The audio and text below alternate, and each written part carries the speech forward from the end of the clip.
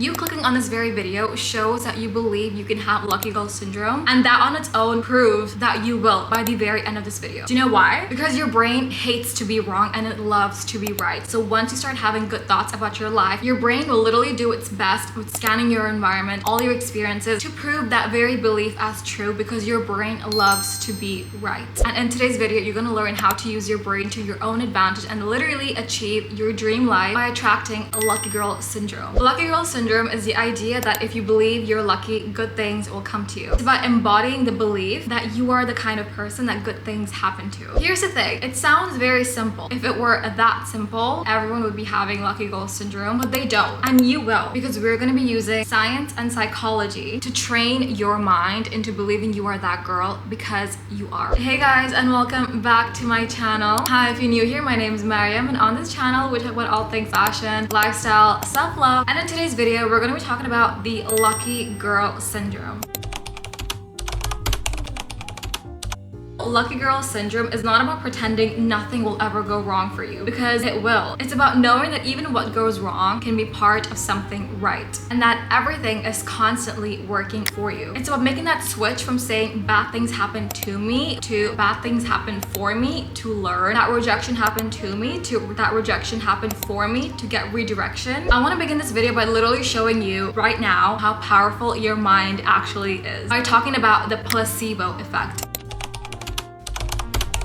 The placebo effect is the idea where belief itself triggers a physical response or reaction. I actually want you to think about that for a second. It's literally saying that whatever thoughts you have can literally change what's happening physically in your body. There have been countless experiments where scientists have given a group of participants a sugar pill, a pill that doesn't actually have any benefits, it doesn't actually give you any pain relief. However, they told the group of participants that this pill here is going to give you pain relief. The actual pill didn't have any capabilities to relieve pain, but after taking the pill, the participants reported reduced pain. Essentially, they believed that pill had power, and so their body responded to it. Now imagine what happens when you start to train your mind and your thoughts. Your body will literally respond to it. It's a science. It's called the placebo effect. Your thoughts conjure up your reality, because your brain hates to be wrong. If you tell your brain something, it will scan your environment. It will literally look at things with a microscope just to look for reasons to be right. Example, if you walk into a room with the thoughts and the beliefs that people will not notice you, no one's going to look at you, you're unnoticed, your brain will literally make you act in that way. Your shoulders will be a bit more narrow, you're probably going to hunch more, not make eye contact. That's the belief you hold, and your brain is literally instructing your body to act in that way. However, once you start telling yourself that I am someone that's noticed in rooms, I am someone who has value in rooms, once you do start talking to yourself like that, your brain will shift your body language. It's a subconscious thing you won't even realize. Your shoulders will be more open. When you're walking, you're going to take up your space. The shift your thoughts make literally changes how you show up in the world, and that changes your reality, because whether you have good thoughts about yourself or bad thoughts about yourself, either or, both of them become a self-fulfilling prophecy. Meaning, if you believe love and healthy love isn't for you, whenever it does show up, you will find ways to reject it. You will find ways to sabotage it, because that's the belief you hold. You believe subconsciously somewhere, for some reason, that you're not worthy of good kind of love, you're not worthy of love. So when it does show up in your life, for some reason you always find a way to make it go away. You actually don't believe that you're meant for those kinds of things. However, when you change those beliefs, your life changes, because you start to act like the person you want to become. And I myself have experienced this as well. When I was really trying to work on my internal dialogue and what I thought I believed, I had to really dig deep and find out why I was attracting all these broken people into my life, because there was a reason. I was a common denominator at the end of the day. Once I took a look at myself and the beliefs I was holding subconsciously, that's when things started to change. That's when I started to attract better people, a better love life. Once I actually asked myself, what are the thoughts I'm holding that I may not be aware of that are impacting the way I show up in the world? Do I somewhere, for some reason, believe I'm not worthy of love? If so, let's challenge that. It's gonna feel really hard to change that, because your brain hates change.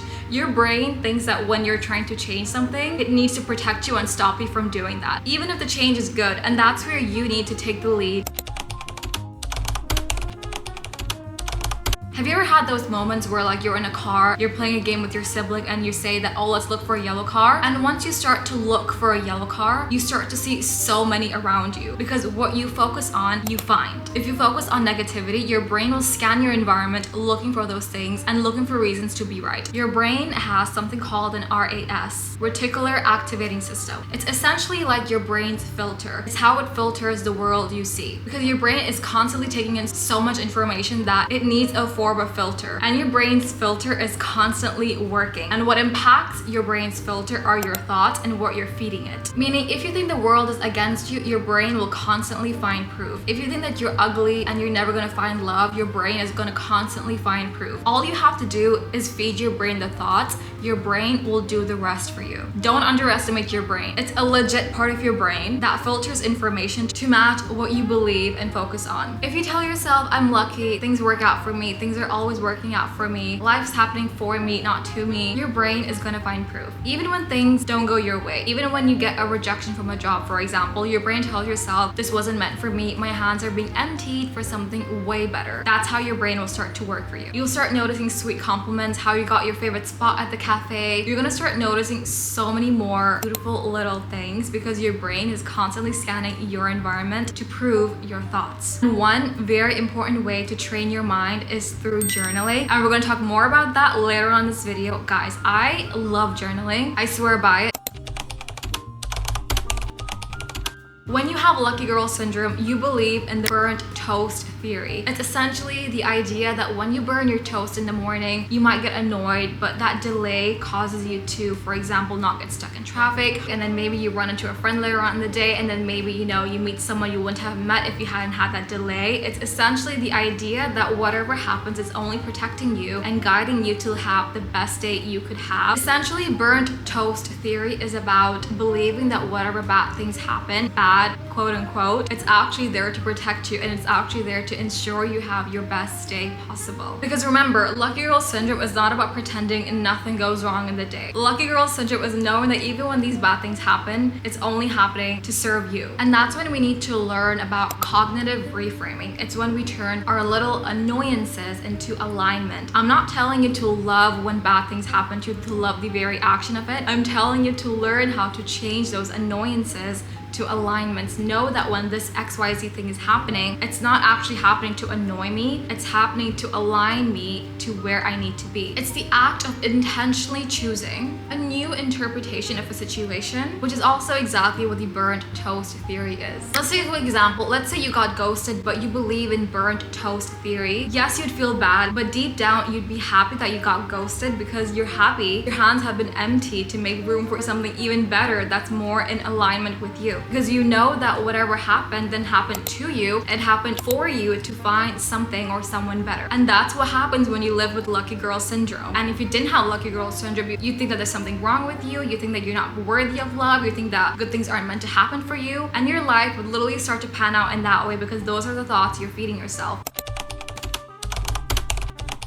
And now let's get into the more juicy stuff. How do we actually become the girl with lucky girl syndrome? Because of course our mindset, our thoughts matter, but our actions matter so much more. If there's a book I'm gonna recommend you to read, it's gonna be Atomic Habits. I wanna take one concept from his book in today's video, and that is identity-based habits. I can best explain this concept with an example. For example, let's take someone who's trying to quit smoking. Instead of saying, I'm trying to quit smoking, they would say, I don't smoke. They changed who they are. They changed their identity. Instead of saying, I'm trying to wake up early, you should start to say, I am someone who wakes up early. You switch your identity. So when it comes to lucky girl syndrome, it's the exact same thing. Instead of saying, I am trying to be the best version of myself, you say, I am the best version of myself, and your actions change to align with that belief. Lucky girl syndrome isn't about waiting for good things to happen to you, because if you have good thoughts and if you're just sat at home doing nothing, how do you expect to attract the life you want? You need to align your actions with the identity you want to become. And that's what identity-based habits is.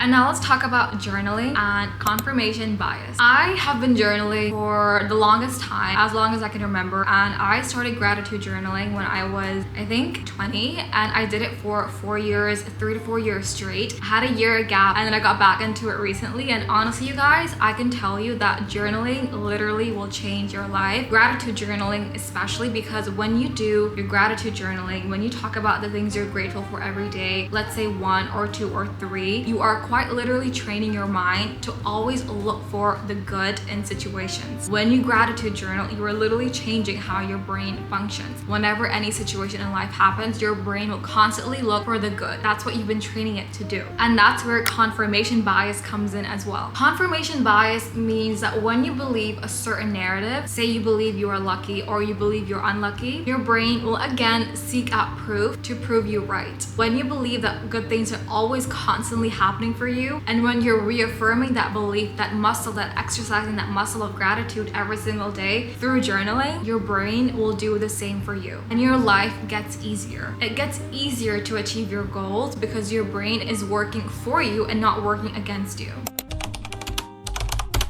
I want to talk about your mental input and what you're feeding your brain. Journaling is going to help you so much with reframing your mind. And also what I think is a great idea to do is to have a list on your phone and write down all the good things that happen to you, big or small. Even the small things like, I don't know, getting your favorite spot at a cafe you like to go to, or even the big things like getting into the uni you wanted to get into. Create a list on your phone of all the good things that are constantly happening to you, because that will help you with your confirmation bias. And also your mental diet matters. The kind of content you're consuming, the kinds of movies, TV shows, etc. It all matters and it all adds up, because your thoughts will impact the way you feel, and that'll impact how you show up in the world and how your actions align with being the lucky girl you want to be.